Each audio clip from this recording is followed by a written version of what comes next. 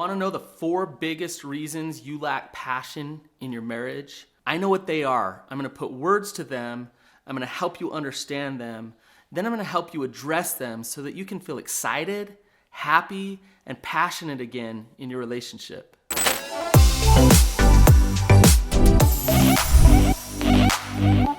Are you in a relationship where you're just not feeling it? You're not that excited to connect. There's not much intimacy. You desire so much more, but you can't quite pinpoint what's going on or why you don't want to be connected to your partner? If so, then you're watching the right video, because I'm going to help you pinpoint it, I'm going to help you recognize it, and then address it so that you can have what you want in your relationship.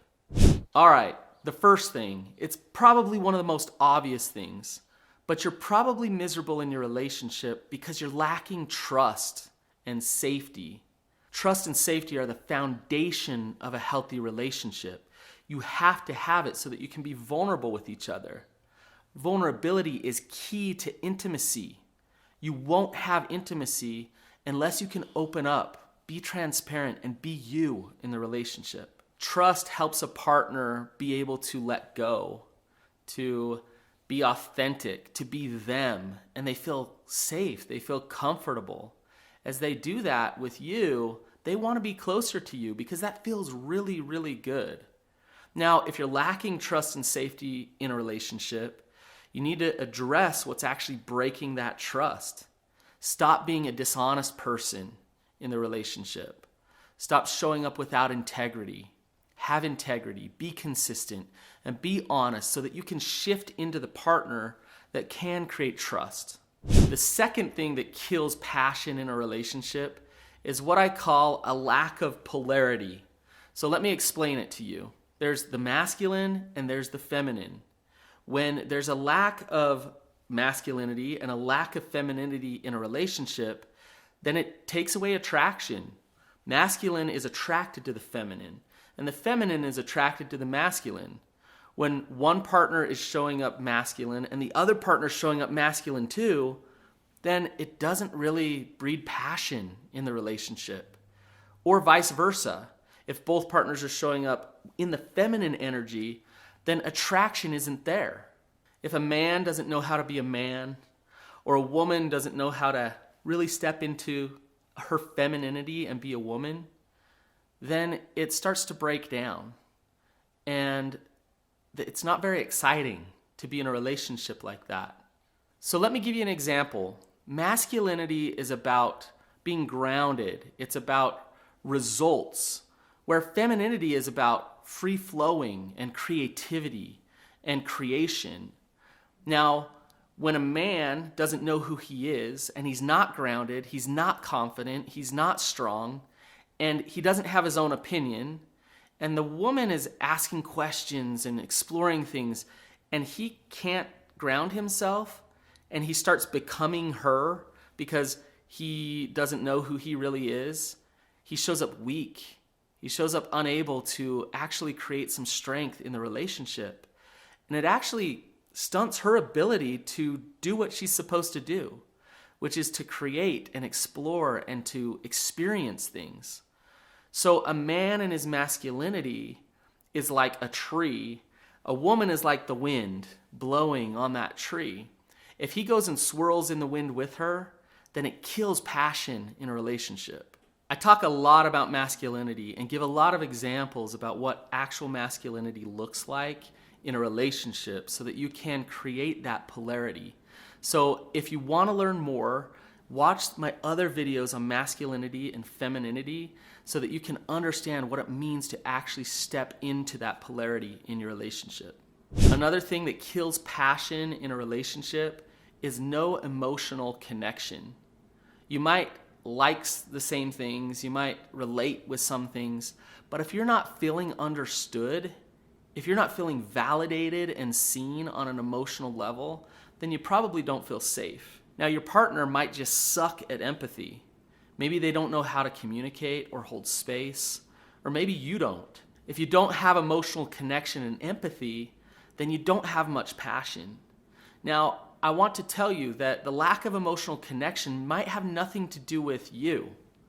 It might have everything to do with your partner's life experiences before they even met you. Maybe they have a dad who models disconnected emotions and a lack of empathy in his relationship. Maybe they were taught that emotions are bad, that they should shut them down and not hold space for them, that emotions are too vulnerable and uncomfortable and it's weak to be emotional. If that's happening, then you're probably not feeling seen or heard or understood in the relationship. If they're not empathizing and they're not connecting to you, and you're disconnecting from them because you're not feeling heard and you're not feeling validated, then they're probably not feeling emotional connection either, and they're lacking passion as well. And the cycle goes on and on. And where does it stop? I always say, whose job is it to hold space? Whose job is it to empathize? And the answer is whoever can, whoever's willing to, then step into that and practice being a connected partner. I work with addiction, and addiction is an attachment disorder. Addiction is all about disconnecting from somebody on an emotional level. And when you do that in a relationship, over time, it breaks down trust, it breaks down safety, and it makes the relationship be a liability for your safety and full of pain, rather than an asset to feel safe, to feel like you can be you. The fourth thing is a lack of spiritual connection. Spirituality has everything to do with passion in the relationship. A relationship's a pretty cool thing because when you're in a healthy relationship, it empowers you to step into your purpose with God when it's a healthy relationship. When it's not a healthy relationship, it can actually do the opposite. So spiritual connection in a relationship is very important. Our spirituality is inherently vulnerable, just like our sexuality, just like our emotions. But our spirituality is personal to us. It's changing all the time. And it's very intimate.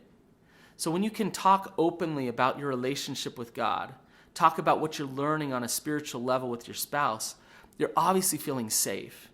But if you lack that spiritual connection, then you're not going to feel as much passion in the relationship. Spirituality is personal. It's individual. People define spirituality differently. I don't need to be exactly like my spouse and believe the exact same things as my spouse to have spiritual connection. We're all different. It doesn't matter where you're coming from with your spirituality. But in a relationship, it's an opportunity to explore, to grow, and to understand each other better when you can open up about who you are as a spiritual being. Passion in the relationship is directly correlated to your ability and your partner's ability to be vulnerable. It's all about vulnerability. Think about it. That means that your relationship takes risk, that you open up. But when you open up, you throw out bids for connection. You show yourself to your partner. When they meet those bids and they say, I see you, I love you, be you, that's when you feel loved. And that's when you want to get close to each other. If this video was helpful and at least got you thinking about how to have more passion in your relationship, then please subscribe to my channel and remember to hit that like button.